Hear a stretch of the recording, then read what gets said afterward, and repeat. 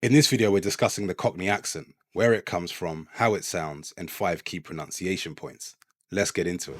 The Cockney accent is traditionally associated with working class Londoners, especially from the East End.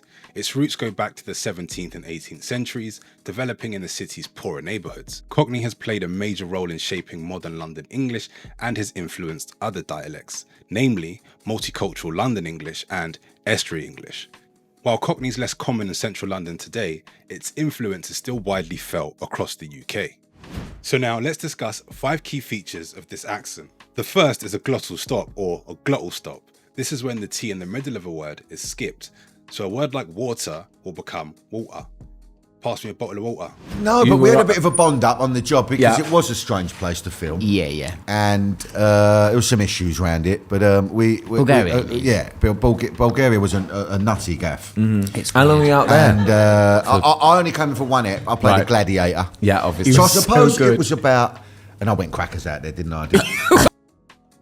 Yeah, I did. We partied a lot, and then they got on with the job. But So the second is TH fronting. This is when the TH in a word can change to an F or a V. For example, a word like think can become think, or a word like brother can become brother, or a word like youth can become youth.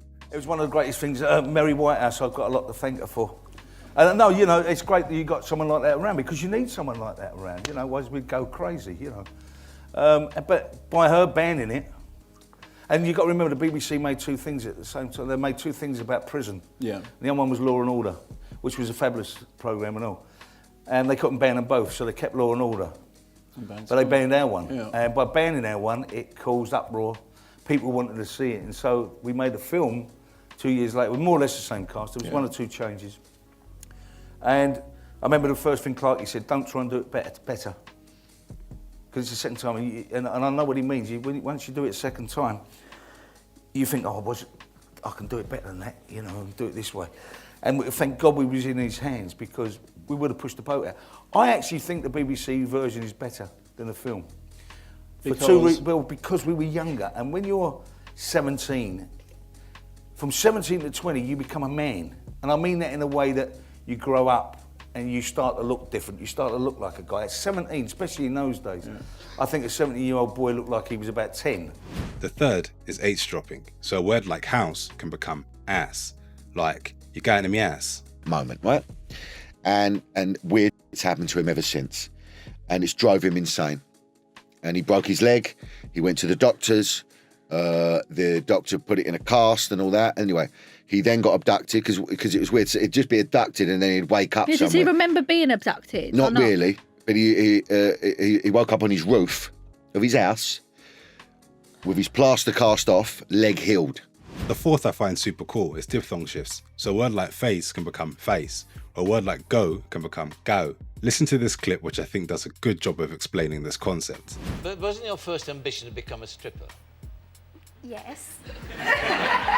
In what circumstances? How old were you when you decided you wanted to be a stripper? I was 4. I was walking along one day.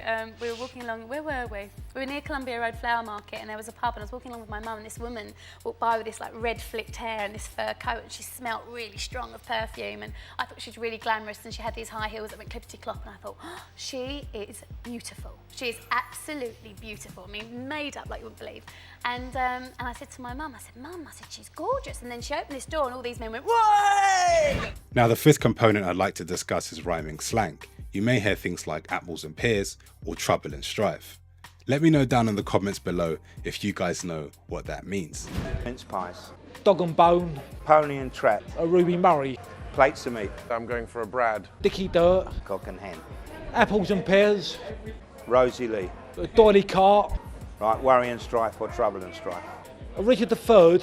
Now admittedly, Cockney's an accent which you're hearing less and less in London, and you're hearing more multicultural London English or estuary English, 2 accents which I've done videos on and I'll link them up here.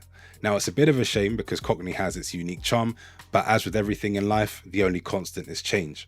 What would be interesting to know though is what you guys think down in the comments below. If you'd like me to do a more detailed video on the Cockney accent, then please do let me know. Also, if you enjoyed this video or found it useful, feel free to share it with somebody else that you think would find it interesting. As always, don't forget to like this video and subscribe to the channel if you haven't already. I will see you on the next one. Peace.